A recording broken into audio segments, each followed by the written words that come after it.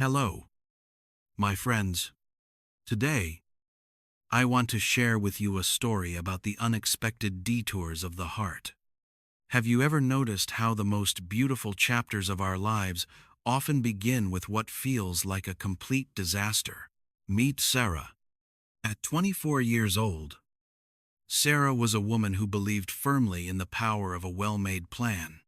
She was practical, fiercely independent, and carrying a quiet, secret loneliness that she kept carefully tucked away behind a no-nonsense smile. While so many young women traveled out to the frontier hoping to find a husband and settle down, Sarah had an entirely different dream. She didn't want a wedding ring or a handsome cowboy to rescue her. She wanted a chalkboard.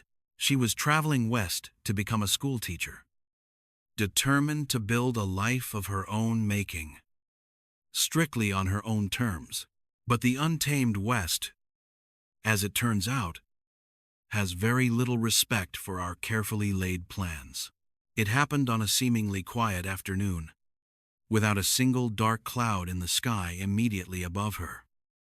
A sudden, localized flash flood surged through the narrow valley she was navigating.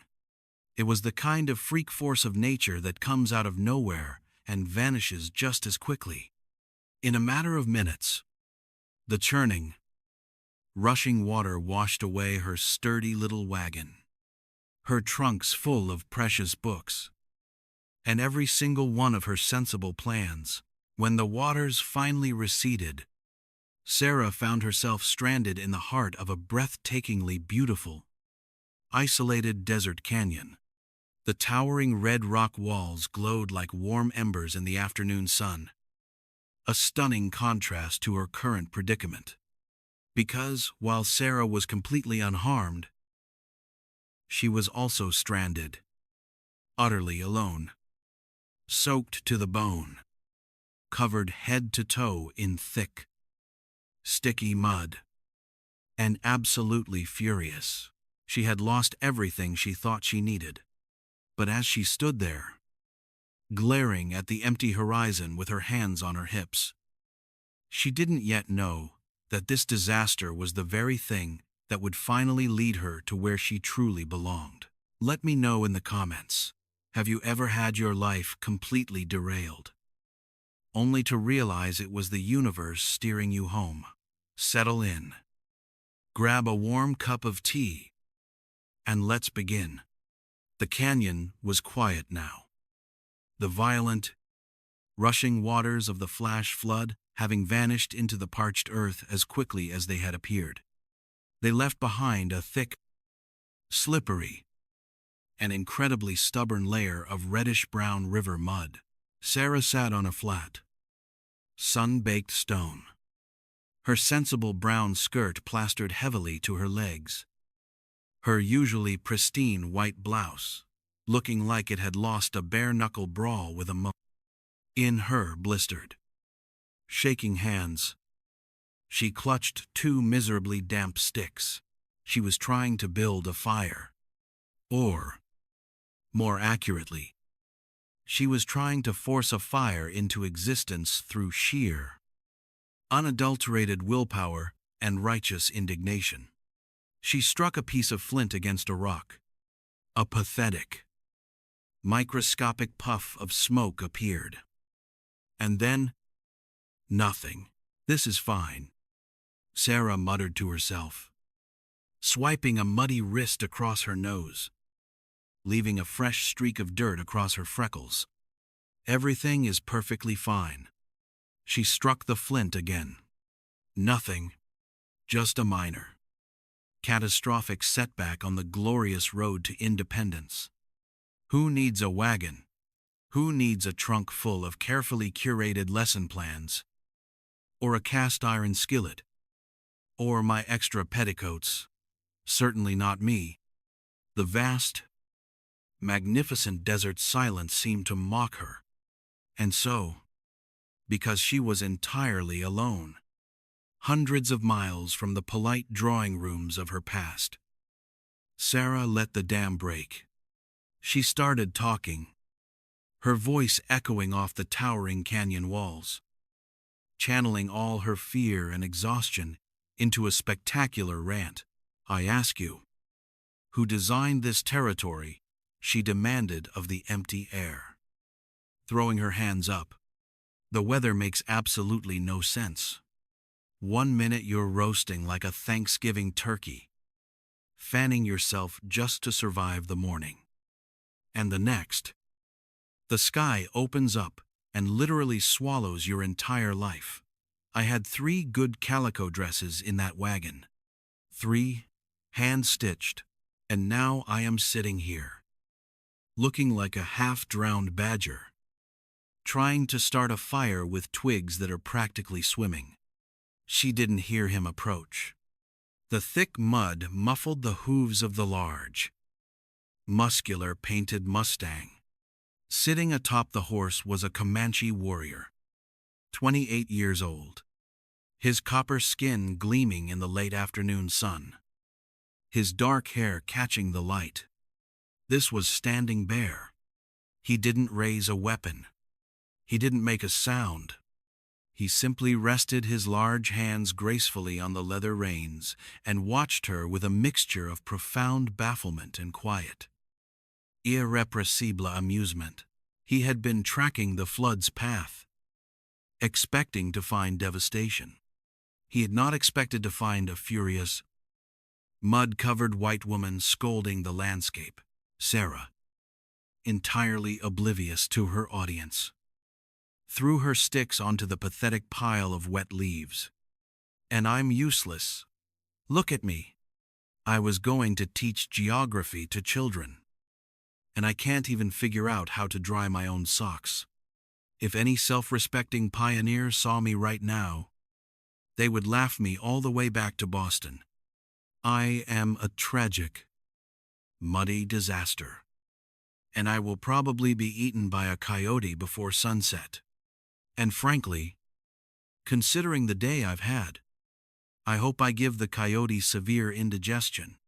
She let out a heavy, dramatic sigh, burying her face in her hands, her shoulders slumping as the adrenaline finally began to fade, leaving only a deep, aching loneliness behind. The silence stretched.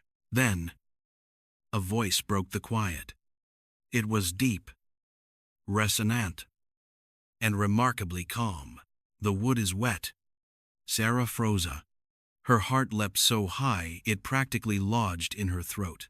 The voice continued, speaking in flawless, unaccented, perfectly conversational English. "Use the dry brush under the rock. The overhang protected it from the flood." Sarah's head snapped up. Her bright blue eyes went wide, taking in the magnificent, imposing figure of the warrior, looking down at her from his horse. He didn't look angry. He didn't look threatening.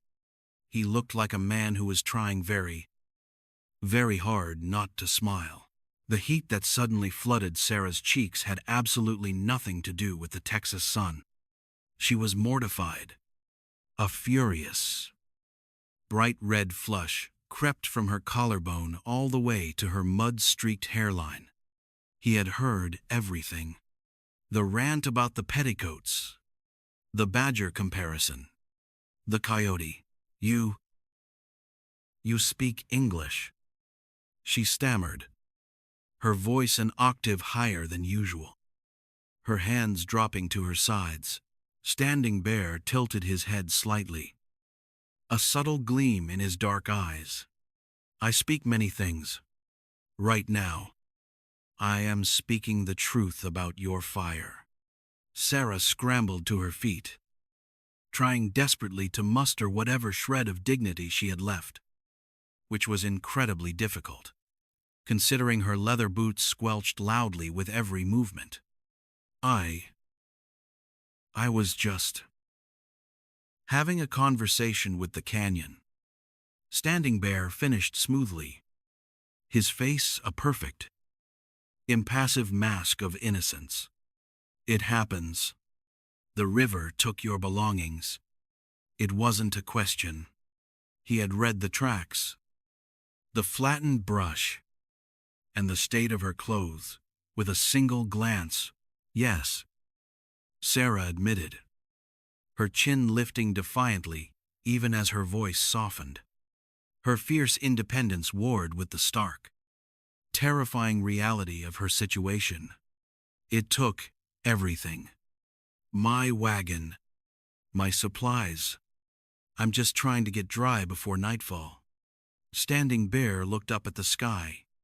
The shadows were lengthening, painting the canyon walls in bruised shades of purple, indigo, and gold. The desert air was already beginning to lose its heat. The trails ahead are washed out, he said, his tone shifting, shedding the gentle humor for something more serious, more grounded. The mud is too deep for walking, especially in the dark. You will freeze when the sun drops. My camp is not far. You can wait there until the earth hardens. Sarah looked at him, really looked at him. She had read the dime novels back east. She had heard the frightening frontier tales whispered among the settlers. But looking into Standing Bear's steady, observant eyes, she saw no danger. She saw a quiet honor, a profound calm that anchored the chaotic afternoon. She was a woman who prided herself on never needing anyone, on taking care of herself at all costs. Asking for help tasted like defeat, but looking down at her ruined clothes and shivering as a cool breeze swept through the canyon, she realized that foolish pride wouldn't keep her warm tonight. I would be grateful, she said softly, meaning it. Standing Bear nudged his Mustang closer, positioning the horse beside her rock, and offered a strong, calloused hand. Sarah wiped her own muddy palm on her skirt, a completely futile gesture, and reached up. His grip was firm, effortless, and surprisingly warm as he pulled her up to sit behind him on the horse. Suddenly, the vast, empty expanse of the desert canyon felt incredibly, suffocatingly small. Sarah sat stiffly, her spine completely straight, trying desperately not to press against him. But as the horse shifted its weight to turn, she lost her balance. Her hands instinctively flew out, wrapping around his solid waist to keep from tumbling backward. Beneath her palms, she felt his muscles tighten instantly. It was an awkward, hyper-aware kind of intimacy. Sarah had never been this close to a man in her life, let alone a man who felt as immovable and strong as the canyon walls around them. She could feel the steady rhythm of his breathing, the heat radiating through his soft buckskin shirt. Panicking slightly, she quickly tried to loosen her grip, pulling her hands back to rest tentatively, barely grazing his belt. Her cheeks blazing all over again. For Standing Bear, the ride was an exercise in intense, unexpected restraint. He was a man used to the solitary quiet of the plains, a leader used to carrying the heavy burdens of his people, used to moving through the world untouched. Now, he was acutely, agonizingly aware of the soft, hesitant weight of her hands resting against him. He could feel the slight, nervous tremble in her fingers, and the gentle, unavoidable press of her body against his back every time the horse navigated a rocky patch of ground. Without a word, Standing Bear adjusted his hold on the leather reins. He subtly pulled back, slowing the Mustang's usually brisk, ground-eating pace to a smooth, incredibly easy walk. His eyes scanned the terrain ahead, purposefully choosing the softest paths, steering clear of the jarring ruts and steep inclines. He wanted to make the ride as gentle as possible for the bruised, exhausted, beautifully chaotic woman sitting behind him as they rode deeper into the gathering dusk. The soothing, rocking rhythm of the horse began to lull them into a quiet synchronization. The scent of rain-washed sagebrush and warm leather filled the air. Slowly, without even realizing she was doing it, Sarah found her head dipping toward the broad expanse of his back. Her exhaustion finally overtaking her stubborn pride, and Standing Bear, feeling that slight, trusting shift in her posture, allowed a small, private smile to touch his lips, realizing that the flood had indeed brought him something completely unexpected. They reached the winter grounds just as the sky began to bruise into deep shades of violet and indigo. This was a hidden sanctuary, nestled perfectly against the harshness of the open plains. A place where the tribe could find refuge from the biting winds that would soon sweep across the territory. As they rode down into the sheltered valley, the comforting scent of piñon wood smoke and roasting meat drifted through the cool evening air.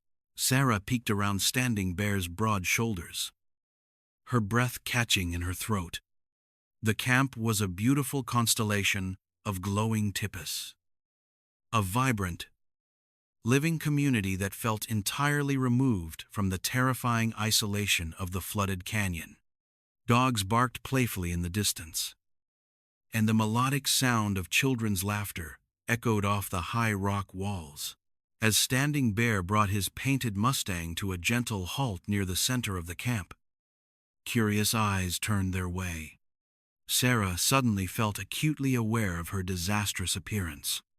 She was a muddy, disheveled outsider, dripping canyon water onto the pristine, swept earth.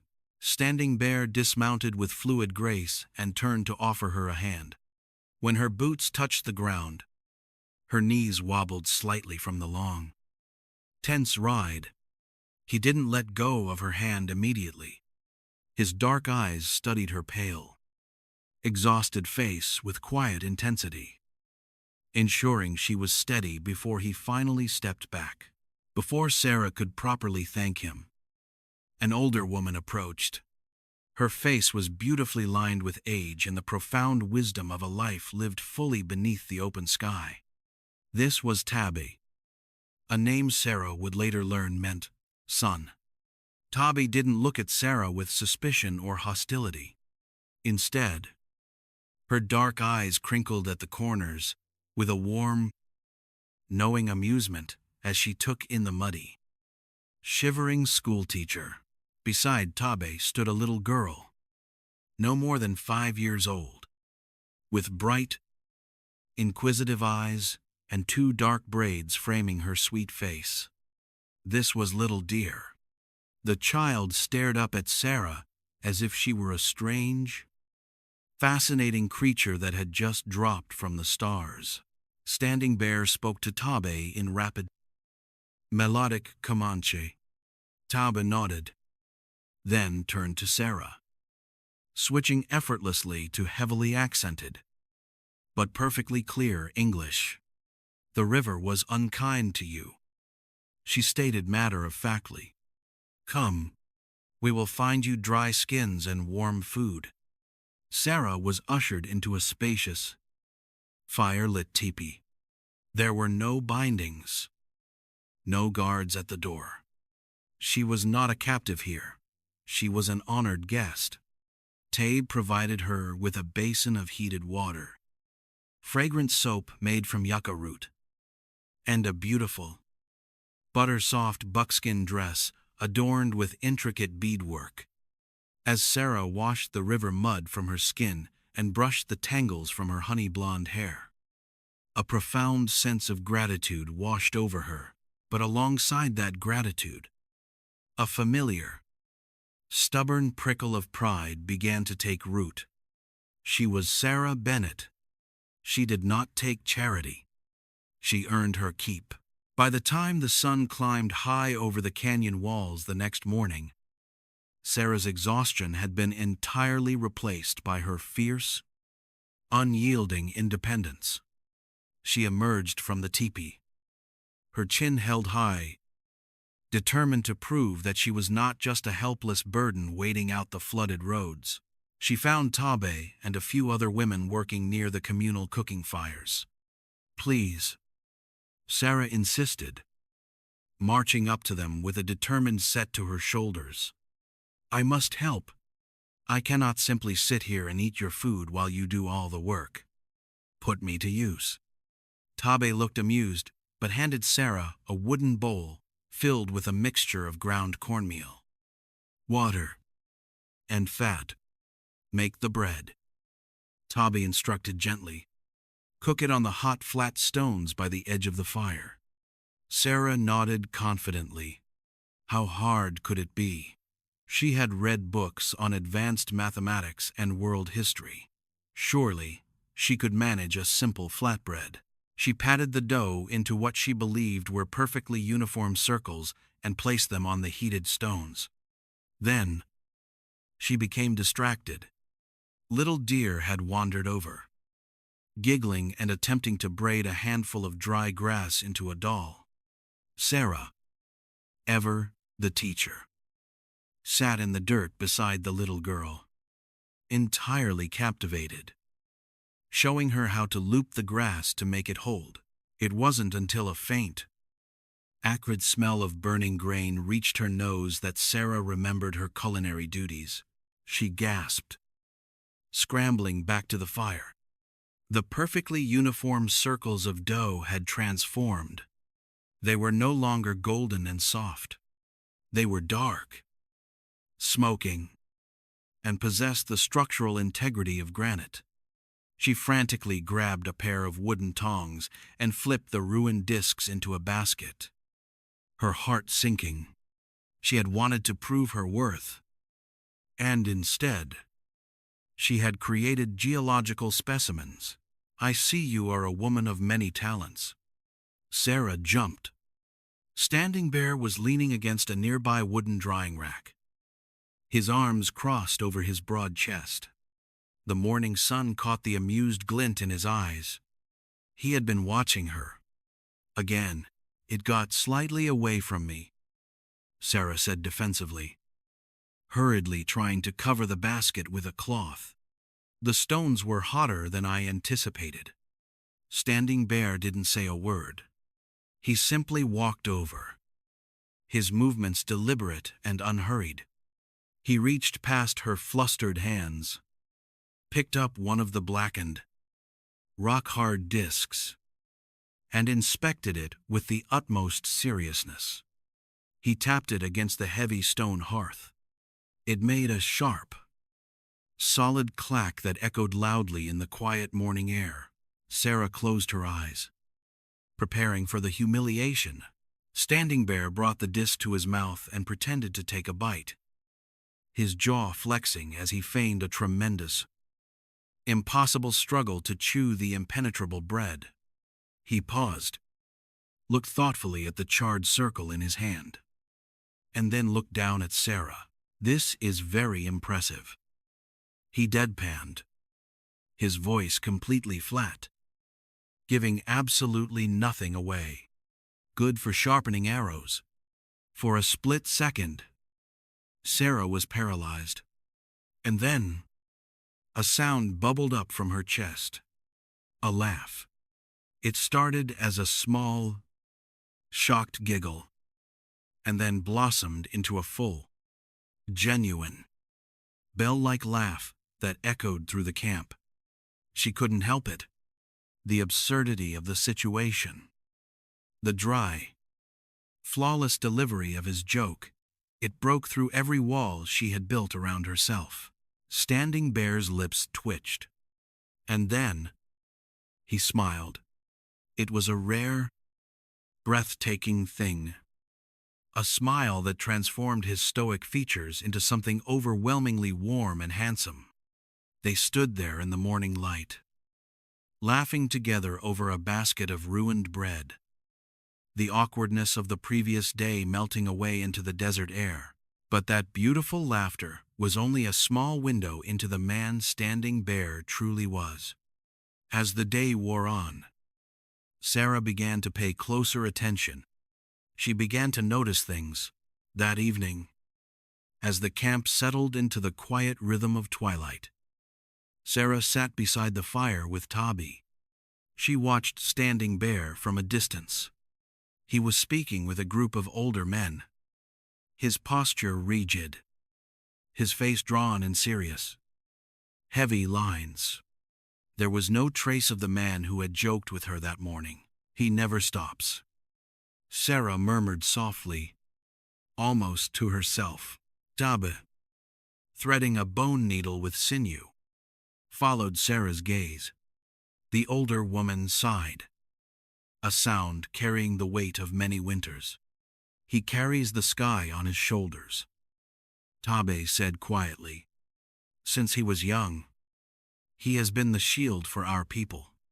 He protects the elders. He hunts for the widows. He guards the borders. He is a respected warrior who has earned much honor. But honor is a heavy blanket. It keeps you warm, but it makes it hard to move freely. Sarah watched as a younger warrior approached Standing Bear with a question. Standing Bear immediately gave the young man his full, undivided attention, nodding patiently and offering guidance. Does he ever rest? Sarah asked, a sudden, unfamiliar ache blooming in her chest. A shield does not rest when the arrows are flying.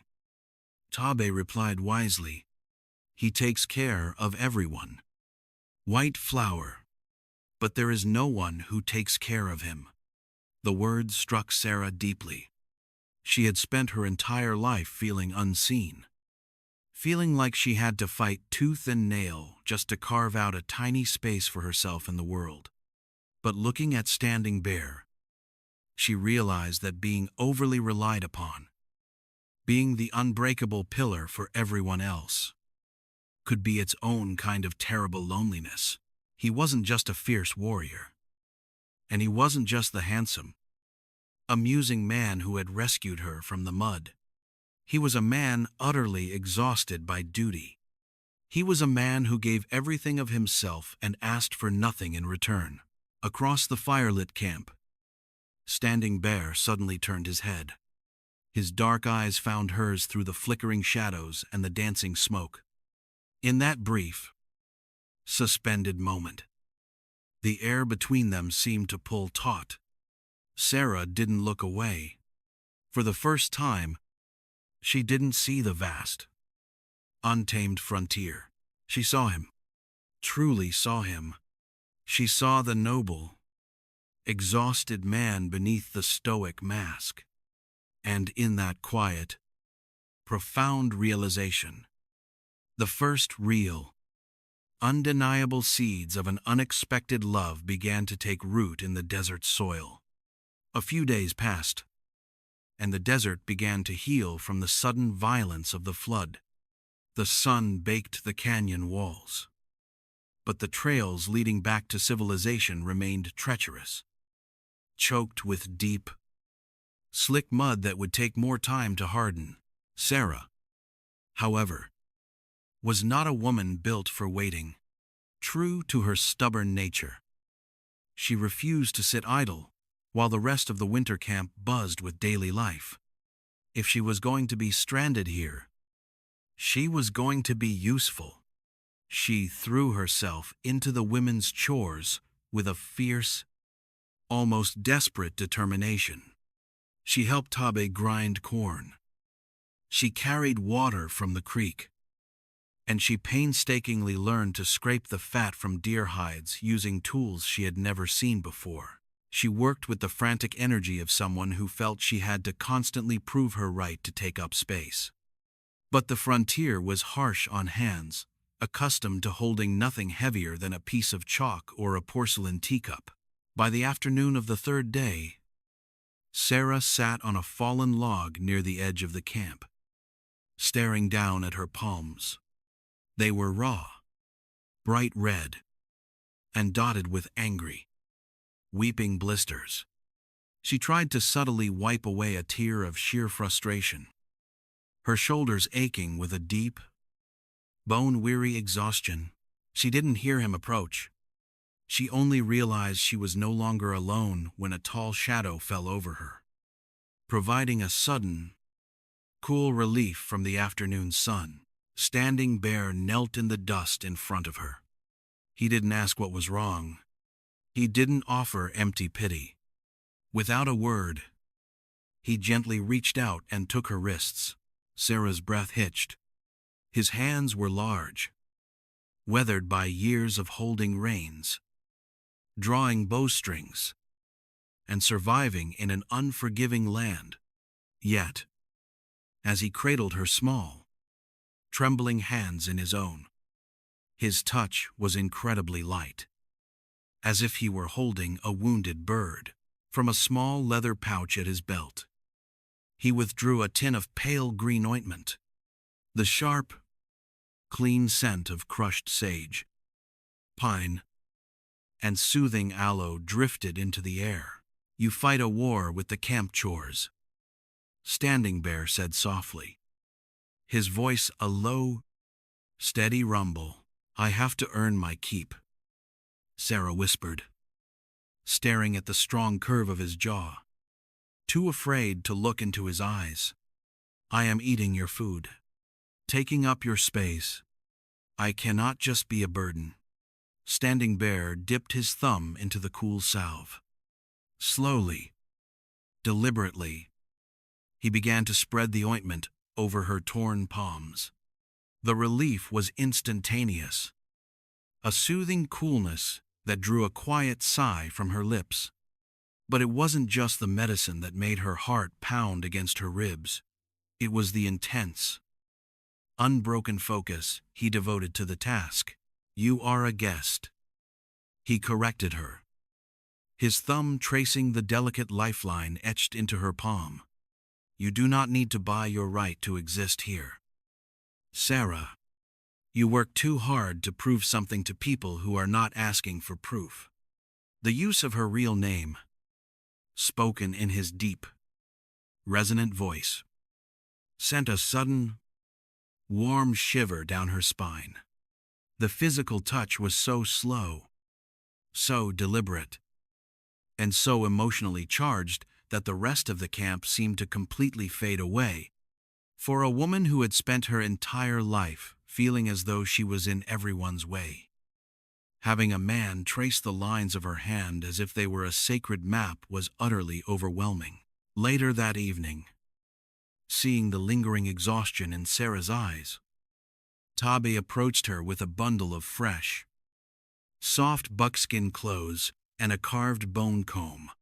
"The river took your bath," the wise older woman said with a knowing smile. "But the earth will give it back. There is a spring, hidden in the rocks at the edge of the valley. The water is heated by the fires deep in the ground. Go, wash the dust from your spirit." Sarah followed Tabe's directions, winding her way through a narrow, rocky path just outside the main camp. The air grew cooler as the sun dipped below the canyon rim. But soon, a thick, comforting mist rose to greet her. The hot spring was a private, natural sanctuary, encircled by smooth red boulders that shielded it from the world. The water was crystalline and wonderfully hot, sending clouds of steam into the twilight air. At the entrance to the narrow path, standing with his back firmly turned to the springs, was Standing Bear.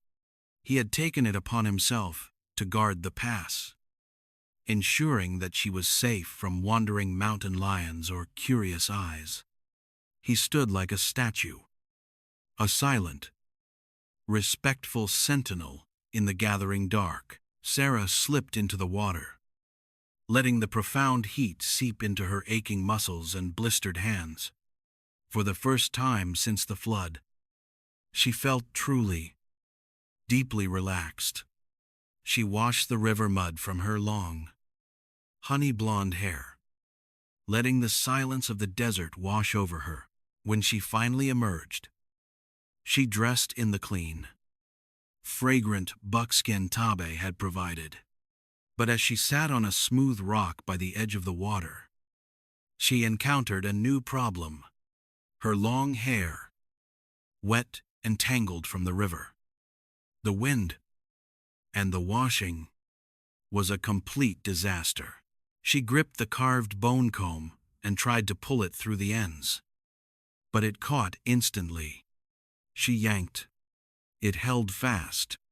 She winced, letting out a sharp, frustrated sigh, her arms already aching from the effort. She tried again, biting her lip to keep from crying out as the comb pulled sharply at her scalp. "You will pull it from the roots," Sarah gasped.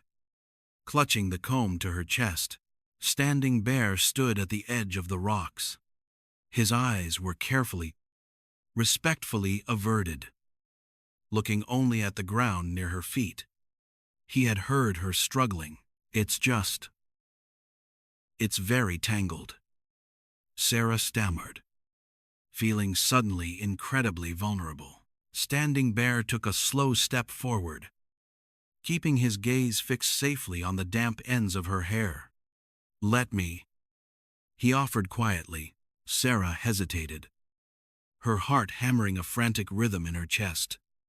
A gentleman back east would never dream of such an intimate act.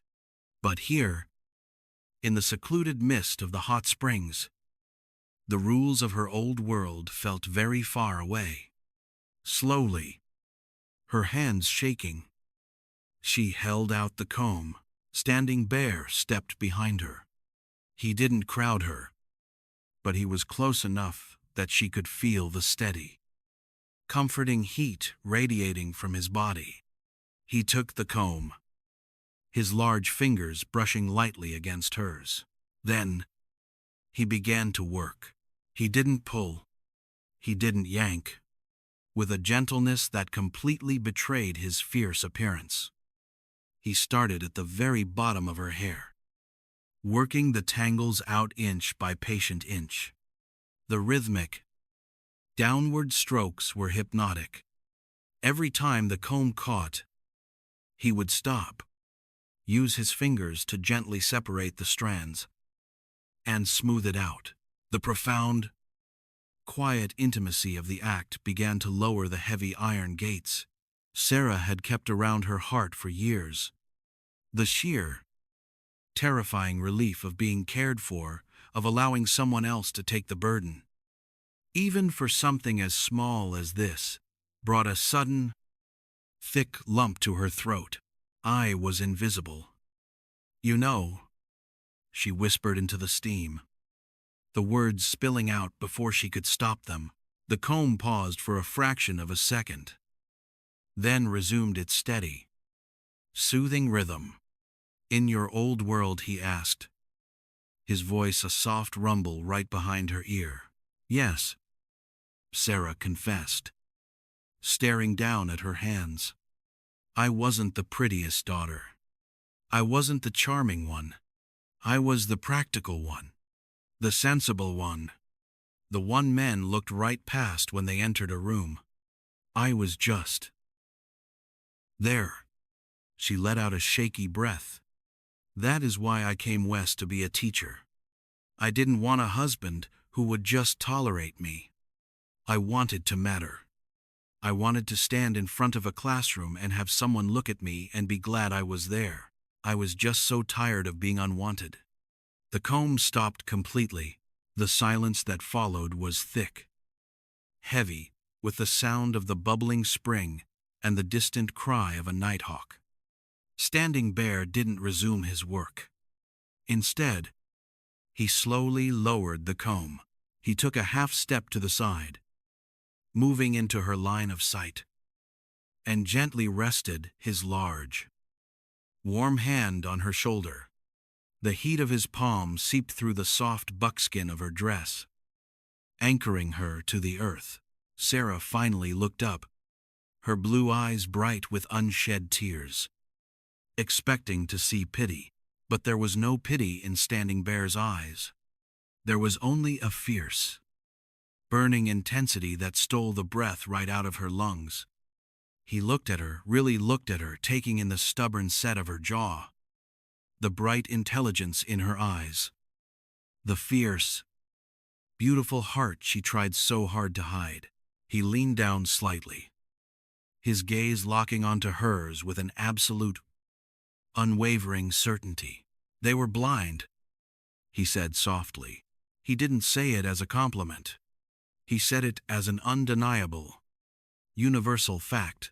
The air between them suddenly grew incredibly thick, charged with an unspoken, magnetic pull that had nothing to do with the steam rising from the water. In that secluded canyon, under the vast canopy of the desert stars, Sarah realized that for the first time in her entire 24 years of life, she was truly, completely seen, and the man looking at her was not blind at all. The desert is a land of extremes. Just as you begin to trust the endless, tranquil blue of the sky, the horizon can turn on you in a matter of minutes. It happened late in the afternoon. The golden, warm light suddenly shifted, taking on a strange, bruised shade of yellowish green.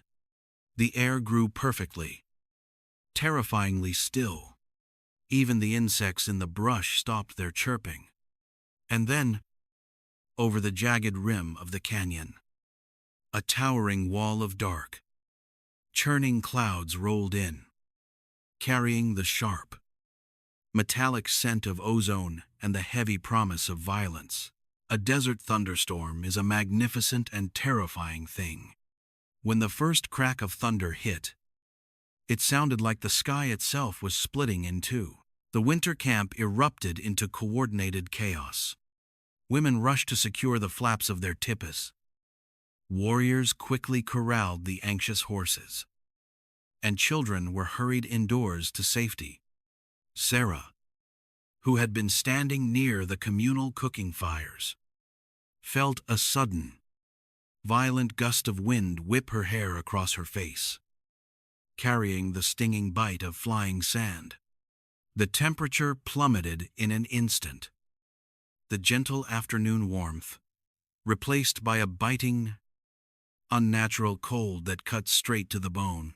Before she could even decide which way to run, a strong hand caught her arm. It was Standing Bear. His dark hair was whipping wildly in the wind, but his face was an anchor of absolute calm in the center of the storm. He didn't shout over the roaring wind. He didn't need to. He simply pulled her firmly against his side, shielding her body from the biting sand with his own, and guided her swiftly through the chaotic camp toward his own shelter at the edge of the valley. He lifted the heavy hide door, ushering her inside just as the sky opened up, unleashing a torrent of freezing, driving rain. Inside Standing Bear's tipi, the world immediately shifted. The fierce, deafening howl of the wind was muffled by the thick, expertly stretched buffalo hides. It was spacious, impeccably clean, and smelled faintly of sweetgrass, wood smoke, and old leather. It was a warrior's sanctuary, stripped of anything unnecessary. Yet the moment Sarah stepped inside, it felt incredibly safe. But as the storm raged outside, the temperature inside the shelter continued to drop rapidly. Sarah wrapped her arms around herself, her teeth beginning to chatter. The dampness from the sudden downpour clung to her clothes, chilling her. Standing Bear moved with practiced, quiet efficiency. In the center of the lodge, he quickly coaxed a small, glowing fire to life in the stone hearth. The golden flames cast warm, dancing shadows against the sloping walls, creating a small circle of light in the encroaching dark. He turned to Sarah, seeing her shiver. Without a word, he crossed the lodge, retrieving a massive, incredibly thick buffalo robe, he moved to her side, sitting down on the woven mats near the fire, and draped the heavy, wonderfully warm hide over her shoulders. Then, he sat down beside her.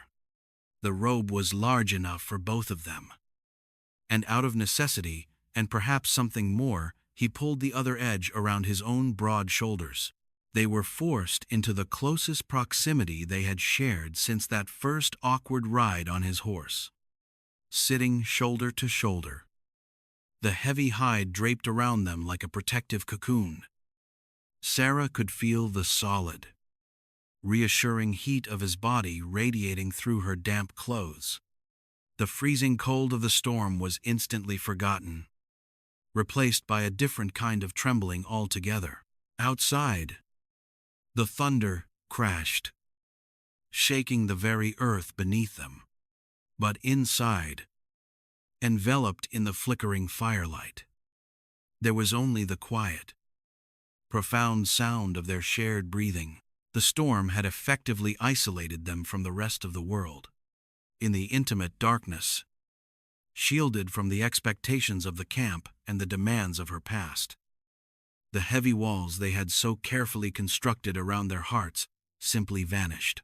"I have never liked the quiet," Standing Bear murmured, his deep voice barely louder than the crackling fire.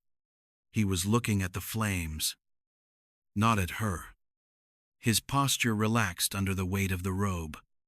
In the quiet, a man must listen to his own thoughts. For a leader, the thoughts are always heavy. Of war, of winter, of starvation. The mind is a bow, always drawn tight. There is no peace. He turned his head slowly, his dark, intensely observant eyes finding hers in the dim light. "But with you," the noise stops. Sarah's breath caught in her throat. The sheer vulnerability of his confession, coming from a man of such immense, stoic strength, cracked her heart wide open. She looked at the rugged, handsome lines of his face, illuminated by the golden firelight, and a profound realization washed over her. She thought about the wagon she had lost in the flood. She thought about her trunks full of books, her carefully drawn maps, her sensible plan to stand at the front of a dusty classroom in a town full of strangers. She tried to summon the grief for the life she had lost, the life she had fought so hard to build for herself. But the grief wasn't there. She didn't miss the wagon. She didn't miss her solitary independence. She realized, with a startling clarity, that she had been running toward a lonely life because she had given up hope of ever being truly cherished. Yet here, wrapped in a buffalo blanket in the middle of a raging desert storm, she felt more cherished, more anchored, and more like herself than she ever had in her entire 24 years. "I was so afraid of being alone," Sarah whispered, her voice trembling slightly with the weight of the truth. "I planned my whole life so I wouldn't have to need anyone. But I don't want that plan anymore." Standing Bear shifted, turning his body fully toward her beneath the heavy hide. The space between them all but vanished. His gaze dropped to her mouth, then back up to her wide, searching blue eyes. A single, damp honey-blonde curl had escaped from her braid, resting against her cheek. Slowly, reverently, Standing Bear raised his hand. His calloused fingers brushed against her skin, impossibly gentle, as he tucked the stray curl securely behind her ear. His thumb lingered, tracing the soft line of her jaw. The touch was a question, and the way Sarah leaned into his palm, closing her eyes with a soft, yielding sigh, was the only answer he needed. He leaned in, and the distance closed. The first kiss was not rushed. It was not driven by the frantic adrenaline of the storm outside. It was tender. It was a slow, lingering exploration. A deeply emotional release of all the unspoken longing that had been building between them since the flooded canyon. His lips were warm and firm, moving against hers with a heartbreaking gentleness, asking for her trust, and offering all of his in return.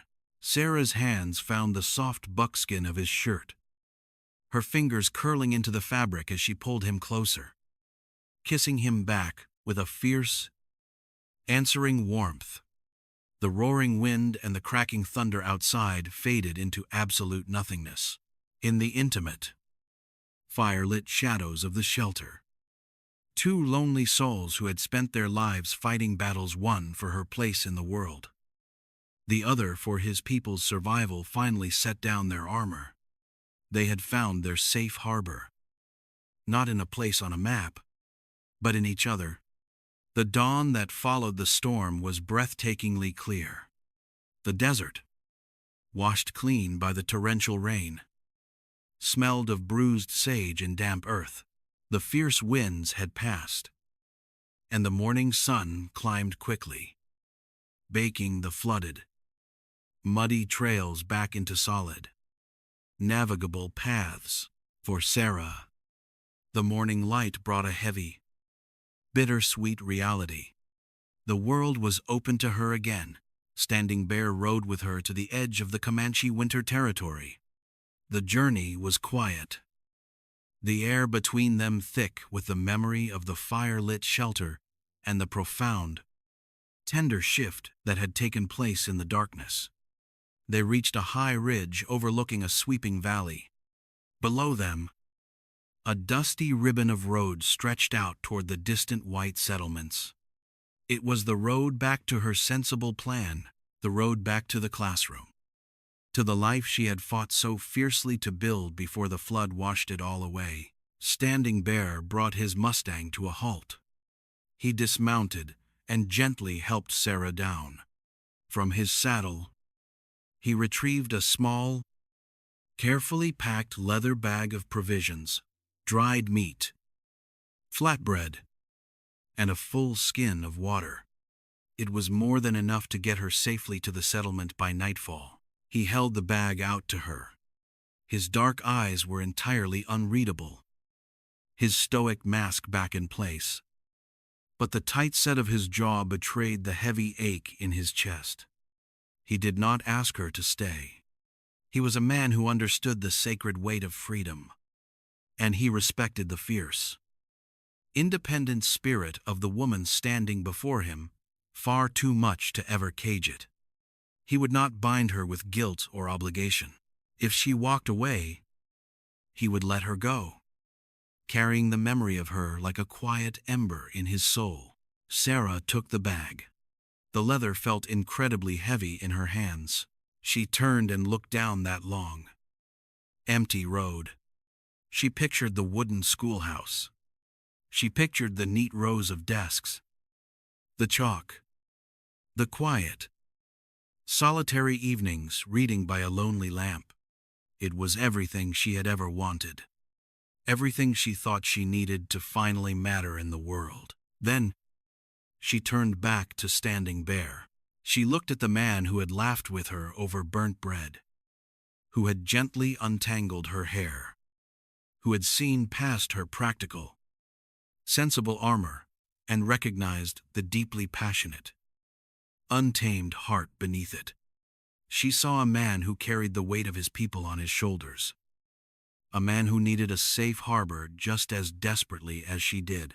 In that moment, the choice wasn't difficult at all. Sarah let the leather bag slip from her fingers. It hit the dusty earth with a soft thud. A flicker of shock crossed Standing Bear's eyes.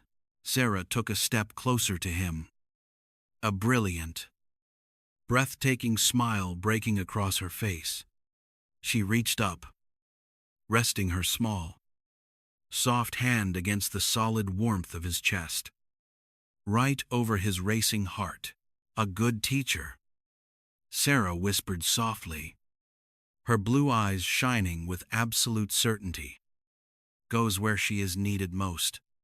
And my heart is right here.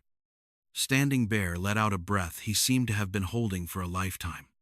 The stoic warrior vanished, replaced by a man who had just been handed the sun. He reached out, pulling her into a deep, fierce embrace, burying his face in her honey-blonde hair as she wrapped her arms tightly around his neck. My friends, as we watched them turn away from that lonely road, walking hand in hand back toward the hidden valley and their new life together, we are reminded of a beautiful truth. Sometimes, life sends a flood to wash away the path you thought you had to take, just so you can find the one you were meant for. True belonging isn't a place on a map, and it isn't found by blindly doing what is expected of you.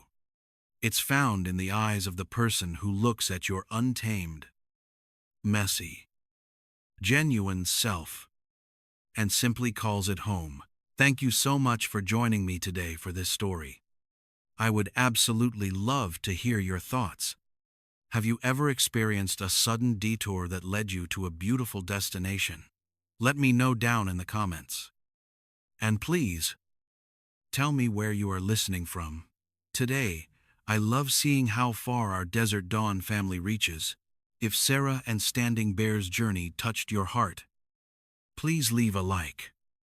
Share this story with a friend who might need a little warmth today. And make sure you subscribe to Desert Dawn. We have so many more healing stories of the Old West waiting for you. Until next time, take care of yourselves and keep your hearts open to the unexpected.